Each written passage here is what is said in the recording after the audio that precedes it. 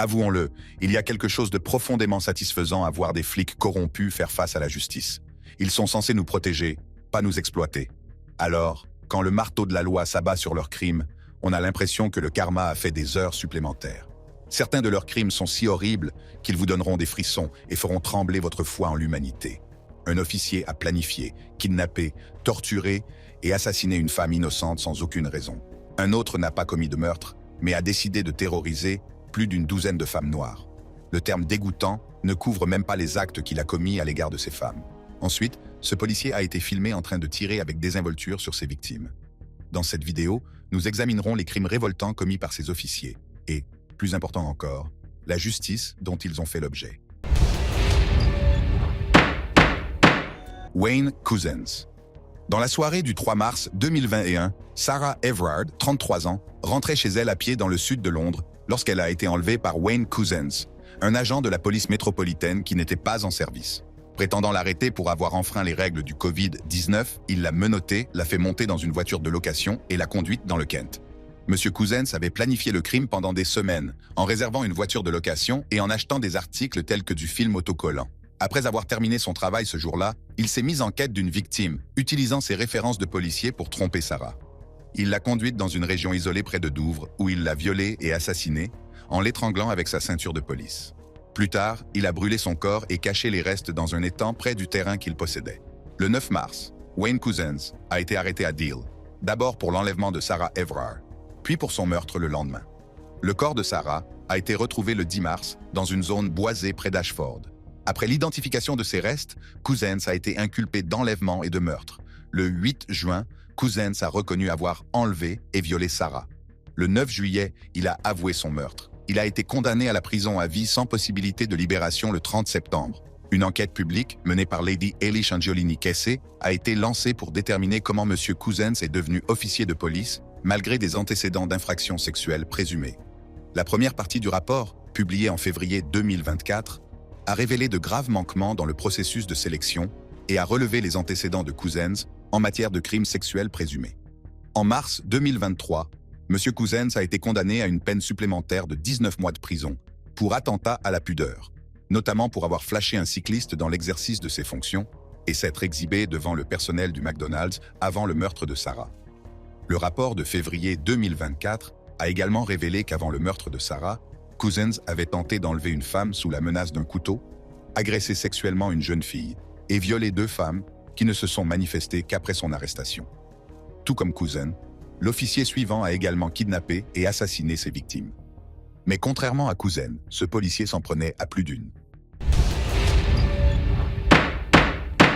Nicolas Tartaglione. En juin 2024, Nicolas Tartaglione, un ancien officier de police, a été condamné pour l'enlèvement et le meurtre de 4 hommes dans le comté de Westchester, à New York. Le 11 avril 2016, Tartaglione a attiré Martin Luna, qui lui devait de l'argent pour la drogue, dans un bar appartenant à son frère à Chester. Martin a amené 3 autres personnes, Urbano Santiago, Miguel Luna et Héctor Gutiérrez. Tartaglione a maîtrisé et brutalement battu Martin pendant plus d'1 heure, exigeant l'argent manquant. Lorsque Martin n'a pas pu le fournir, Tartaglione l'a étranglé à l'aide d'une fermeture éclair. Les 3 autres hommes ont été exécutés d'une balle dans la nuque parce qu'ils avaient été témoins du meurtre de Martin. Tartaglione les a enterrés tous les 4 dans une fosse commune sur sa propriété d'Otisville, dans l'État de New York. Tartaglione a été reconnu coupable de plusieurs chefs d'accusation, dont le meurtre, l'enlèvement et le trafic de stupéfiants. Les procureurs ont déclaré que 2 associés, Joseph Biggs et Gérard Benderoth, l'avaient aidé à tenir les hommes en joue. Lors de sa condamnation, M. Tartaglione a nié avoir commis les crimes, insistant sur le fait qu'il était un ancien agent des forces de l'ordre qui avait secouru des animaux et qu'il avait été piégé. Le juge n'était pas d'accord et l'a qualifié de monstre qui n'a montré aucun remords. Le juge a cité les preuves accablantes et a décrit les crimes comme étant brutaux, impliquant la torture, la planification, la cupidité et la dissimulation. Tartaglione a été condamné à 4 peines de prison à perpétuité consécutive. Son avocat a l'intention de faire appel. Il a mentionné les antécédents de Tartaglione en matière de sauvetage d'animaux et a affirmé qu'il avait de la compassion.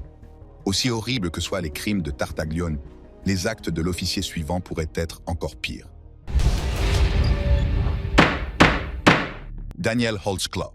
Daniel Ken Holtzclaw, policier à Oklahoma City, a été reconnu coupable de multiples crimes sexuels, dont des viols et des agressions sexuelles, commis dans l'exercice de ses fonctions. Entre décembre 2013 et juin 2014, il s'en est pris à des Afro-Américaines d'un quartier pauvre de la ville, majoritairement noir. Le 18 juin 2014, vers 2 heures du matin, Holtzclaw a arrêté Janie Ligon, 57 ans, après son service. Il l'aurait forcée à lui faire une fellation alors qu'elle lui demandait d'arrêter. Terrifié, Ligon a déposé un rapport de police immédiatement après l'agression. Le lendemain, Holtzclaw a été interrogé pendant 2 heures. Il a nié tout acte répréhensible, mais a fourni un échantillon d'ADN. Les inspecteurs ont trouvé des incohérences dans ses déclarations et ont confisqué son matériel de police. Il a été mis en congé payé pour une durée indéterminée. Au cours de leur enquête, les inspecteurs se sont souvenus d'un rapport antérieur faisant état d'un agent de police ayant imposé une fellation à une femme en mai 2014. Le récit de la victime sur l'itinéraire du policier correspondait aux données GPS de Holtzclaw.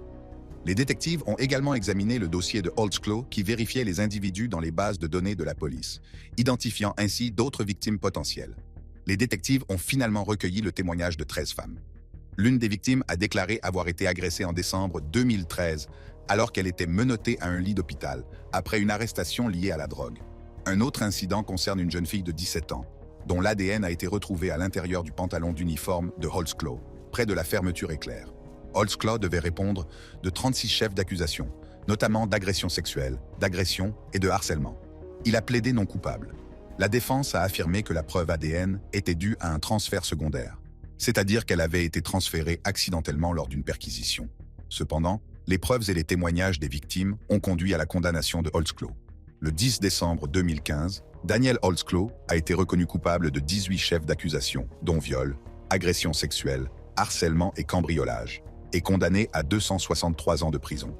Son avocat a demandé un nouveau procès, affirmant que des preuves avaient été dissimulées. Mais la demande a été rejetée.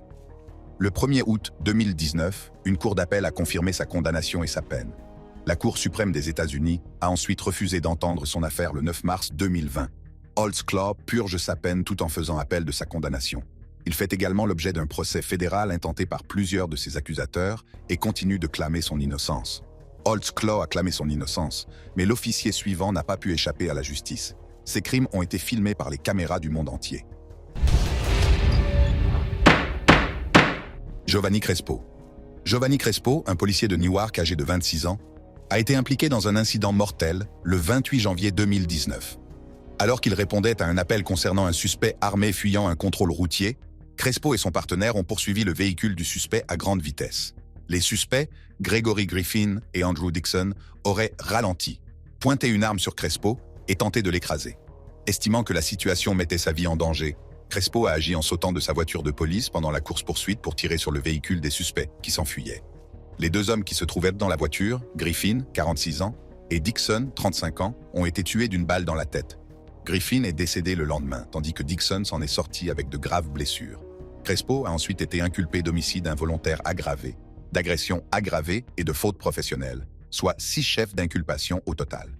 Les procureurs ont fait pression pour qu'il reste en prison jusqu'au procès, mais son avocat, Patrick Toscano, l'a défendu en le qualifiant de héros pour avoir affronté des suspects armés. Le procès de Crespo a débuté en mai 2023 et a duré 10 semaines. Le procureur, Alexander Albu, a fait valoir que bien qu'une arme ait été utilisée, la voiture en fuite ne constituait pas une menace immédiate pour Crespo ou pour d'autres personnes. Crespo a affirmé avoir agi en état de légitime défense, déclarant qu'il avait vu une arme pointée sur lui à chaque fois qu'il avait tiré. Après 6 jours de délibération du jury, Crespo a été reconnu coupable des 6 chefs d'accusation. Il a été reconnu coupable d'avoir tué Griffin et blessé Dixon. Il a été condamné à une peine de 27 ans de prison, purgée consécutivement. Le juge Michael L. Ravin a déclaré que les officiers ne doivent pas adopter une approche du type « tirer d'abord, poser des questions ensuite ». L'avocat de Crespo, Isaac Wright Jr., a demandé une peine plus légère, expliquant que Crespo était un policier débutant avec moins de 2 ans d'expérience et une formation insuffisante. Le juge Ravin a toutefois rejeté cette demande, soulignant que Crespo avait suivi une formation approfondie à l'école de police. Le Centre national de défense de la police, une organisation soutenant les forces de l'ordre, a fourni une assistance financière et juridique à M. Crespo afin de garantir un procès équitable. En juin 2024, M. Crespo et sa famille font appel de la condamnation avec le soutien du National Center for Police Defense. Le crime de l'officier suivant est monstrueux, ce qui lui vaut une peine à la hauteur de l'horreur qu'il a infligée. John Camfield. John Camfield, un ancien policier du Mississippi, a provoqué un accident tragique le 27 avril 2017 dans le comté de Polk, en Floride. Alors qu'il conduisait en état d'ébriété, il a percuté un groupe de collégiens, en tuant un et en blessant 4 autres. Le taux d'alcoolémie de Camfield était alors de 0,147%, soit près de 2 fois la limite légale de 0,08%. Il a été arrêté et inculpé d'homicide involontaire par conduite en état d'ivresse et d'autres délits connexes. Le 31 mai 2018, M. Camfield a plaidé non coupable des accusations portées contre lui, affirmant que ce sont des problèmes de santé, et non l'alcool, qui ont affaibli ses facultés et qu'il ne se souvenait pas de l'incident. Malgré cela, le juge Wayne Durden a qualifié l'affaire de particulièrement grave et l'a condamné à 35 ans de prison. 30 ans pour homicide involontaire dû à la conduite en état d'ivresse et 5 ans pour avoir causé des blessures graves. Camfield a également été condamné à 4 ans de mise à l'épreuve pour d'autres accusations de conduite en état d'ivresse. Sa victime, J.M. Robertson, 13 ans, est décédé tragiquement le lendemain de l'accident. Ses parents, Alan et Robin Robertson, ont exprimé leur profonde tristesse et leur colère, tenant Camfield pour responsable de la mort de leur fils et lui reprochant de ne pas s'être arrêté pour aider les enfants blessés. L'avocat de Camfield avait demandé une peine de 4 ans, mais le juge a prononcé la peine maximale autorisée par la législation de l'État. Les directives de l'État recommandent une peine d'au moins 16 ans de prison. Les antécédents de M. Camfield en matière d'alcool ont été évoqués par ses anciens supérieurs hiérarchiques et mentionnés par le shérif Grady Judd lors d'une conférence de presse organisée après l'accident. Camfield a écopé de 35 ans, mais l'officier suivant ne reverra plus jamais l'extérieur d'une cellule de prison. Il est incarcéré à vie. Jeffrey Moreland. Jeffrey Moreland, ancien policier du Missouri, a été reconnu coupable de 2 meurtres et d'une agression sexuelle. Le premier meurtre a eu lieu le 5 novembre 2008 à Harrisonville, dans le Missouri. Moreland s'est introduit au domicile de Cara Jo Roberts, une mère de famille de 30 ans, l'a agressée et lui a tiré dessus. Des preuves ADN l'ont relié au crime et il a été reconnu coupable de meurtre au premier degré et d'actions criminelles armées. Le deuxième meurtre a eu lieu le 29 octobre 2010 dans le sud de Kansas City. Moreland a tué Nina Whitney, une femme de 75 ans, qui a été retrouvée étranglée et poignardée. L'ADN prélevé sur la scène de crime correspond à celui de Moreland. Dans un premier temps, Moreland a refusé de donner un échantillon d'ADN aux détectives, mais un échantillon a été prélevé alors qu'il était en prison dans l'Iowa. Déjà condamné pour le meurtre de Cara Jo Roberts, il a ensuite plaidé coupable pour le meurtre de Nina Whitney. Pour le meurtre de Nina Whitney, Moreland a été condamné à 20 ans d'emprisonnement pour meurtre au second degré et à 10 ans d'emprisonnement pour action criminelle armée. Cette peine sera concomitante à sa précédente condamnation pour le meurtre de Roberts, pour lequel il a écopé d'une peine de prison à perpétuité, assortie d'une peine supplémentaire de 50 ans pour usage d'une arme. Moreland avait précédemment quitté son poste de policier en raison de la maladie de Parkinson. Bien qu'il ait tenté d'éviter d'être capturé, il a été identifié par son ex-petite amie, Paige User, qui a vu son portrait robot sur un panneau d'affichage. Le policier suivant est entré dans l'histoire pour de mauvaises raisons, devenant le premier policier texan en service à être condamné pour meurtre depuis plus de 40 ans. Roy Oliver. L'ancien policier texan Roy Oliver a été reconnu coupable du meurtre de Jordan Edwards, un adolescent noir de 15 ans. L'incident s'est produit le 29 avril 2017, lorsque Oliver et un autre agent, Tyler Gross, se sont rendus à une fête à Balk Springs après des signalements de bruit et de consommation d'alcool par des mineurs. Alors qu'ils étaient à l'intérieur de la maison, ils ont entendu des coups de feu provenant du parking d'une maison de retraite voisine.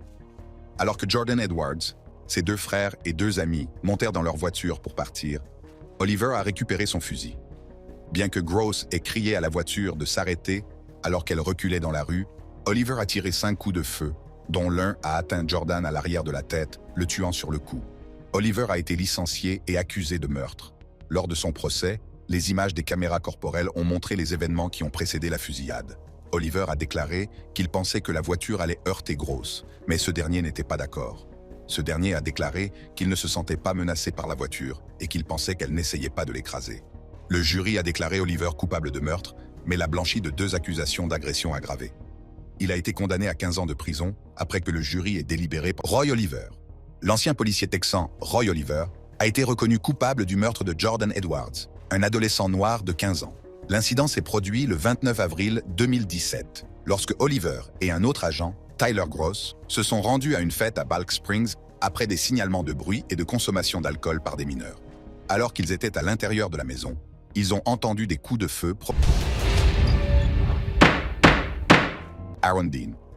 Aaron Dean, ancien policier de Fort Worth, a été reconnu coupable d'homicide involontaire pour avoir abattu Atatiana Jefferson en 2019. Le 12 octobre 2019, Dean a répondu à un appel concernant des portes ouvertes au domicile de la mère de Jefferson. Il a tiré à travers une fenêtre arrière, tuant Jefferson, une femme noire de 28 ans qui jouait à des jeux vidéo avec son neveu de 8 ans. Dean a affirmé avoir agi en état de légitime défense, déclarant qu'il pensait que la maison était cambriolée et qu'il avait vu Jefferson tenir une arme. Les procureurs ont soutenu qu'il n'avait pas vu d'arme et qu'il n'avait pas suivi les procédures de police appropriées. Initialement accusé de meurtre, Dean a été reconnu coupable d'homicide involontaire et condamné à 11 ans et 10 mois de prison. Les avocats de Dean ont demandé à la Cour d'appel pénale du Texas de réexaminer l'affaire. Ils soutiennent que les jurés n'auraient dû examiner que les accusations de meurtre et non d'homicide involontaire, et que le procès n'aurait pas dû se tenir dans le comté de Tarrant en raison de la partialité de l'opinion publique. Malgré leurs efforts, 2 juges ont refusé de déplacer le procès. En février 2024, la deuxième cour d'appel du Texas a confirmé la condamnation de M. Dean, notant que le juge de première instance avait constitué un jury dont seuls 3 membres étaient au courant de l'affaire au préalable. Aujourd'hui, Dean a demandé à la plus haute cour pénale de l'État de réexaminer son cas, et c'est à elle de décider si elle le fera. Comme pour Dean et Oliver, la victime du policier suivant était un autre Afro-Américain. Amber Geiger. Amber Geiger, ancienne policière de Dallas, a été reconnue coupable de meurtre pour avoir tué son voisin non armé, Botham Jean, en 2018. Le 6 septembre 2018, Madame Geiger, qui est blanche, est entrée par erreur dans l'appartement de Monsieur Jean, pensant qu'il s'agissait du sien, situé un étage plus bas. Croyant que Jean était un intrus dangereux, elle lui a tiré dessus et l'a tué. Initialement accusé d'homicide involontaire, Geiger a été reconnu coupable de meurtre et condamné à 10 ans de prison par un jury de Dallas. L'affaire a suscité beaucoup d'émotions, notamment lorsque le frère de Jean, Brandt, a pardonné à Geiger et l'a serré dans ses bras pendant le prononcé de la sentence. La juge Tammy Kemp a également serré Geiger dans ses bras et lui a donné une Bible, ce que certains ont trouvé déplacé. Le procès a mis en lumière des préoccupations concernant les préjugés raciaux et la responsabilité de la police. Les procureurs ont fait valoir que Mme Geiger avait d'autres moyens de s'occuper d'un éventuel cambrioleur sans recourir à la force meurtrière. Son avocat a décrit l'incident comme un mélange tragique d'événements malheureux. La famille de Botham Jean a reçu près de 100 millions de dollars lors d'un procès civil. Geiger a été condamné à payer 60 millions de dollars de dommages punitifs et 38,6 millions de dollars de dommages compensatoires. Mme Geiger purge sa peine à l'unité Mountain View, une prison pour femmes à sécurité maximale située à Gatesville, au Texas. Bien qu'elle ait récemment pu bénéficier d'une libération conditionnelle, celle-ci lui a été refusée. Sa date de libération est prévue pour le 29 septembre 2029. De tous les crimes odieux mentionnés dans cette vidéo jusqu'à présent, les actes du prochain officier pourraient bien être les plus ignobles. Jalen Fleer. Jalen Devon Fleer, ancien adjoint du shérif du comté de San Diego, a été condamné pour des crimes sexuels impliquant plusieurs jeunes filles et mineurs. Fleer, qui avait 27 ans à l'époque, a plaidé coupable pour 18 crimes et 2 délits, tous impliquant des mineurs. Il a été accusé de 20 délits sexuels, notamment d'avoir contacté des mineurs pour commettre un délit sexuel, d'avoir partagé du matériel pour séduire des mineurs et de s'être livré à une copulation orale avec un mineur. L'affaire concernait 4 victimes âgées de 12 à 14 ans, mais les procureurs affirment que Fleer a contacté plus de 40 autres personnes qui se sont décrites comme mineures. Les enquêteurs n'ont pas pu retrouver toutes ces personnes pour vérifier leur âge. Fleer a utilisé Snapchat pour entrer en contact avec des dizaines de filles âgées de 9 à 14 ans, sollicitant des relations sexuelles pendant une période de 2 semaines en mars et avril 2020. Il a envoyé des messages sexuels explicites, des photos de son pénis en érection et a proposé de payer pour des relations sexuelles avec des mineurs. Il s'est également présenté comme un adjoint du shérif et a envoyé des photos de lui en uniforme. Pour l'une des victimes, une jeune fille de 14 ans, Fleer s'est arrangé pour aller la chercher chez elle, l'a conduite jusqu'à un parking proche et lui a fait faire une copulation orale pour $100. Il a été condamné à 12 ans de prison.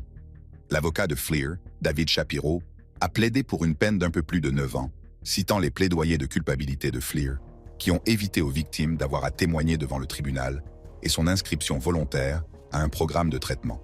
Fleer a depuis fait appel de sa condamnation, arguant qu'il a le droit d'être condamné à nouveau, en vertu des nouvelles dispositions d'amélioration du projet de loi du Sénat n° 567, qui a modifié l'article 1170 du Code pénal à compter du 1er janvier 2022, afin de limiter le pouvoir discrétionnaire d'un tribunal de première instance d'imposer une peine plus longue.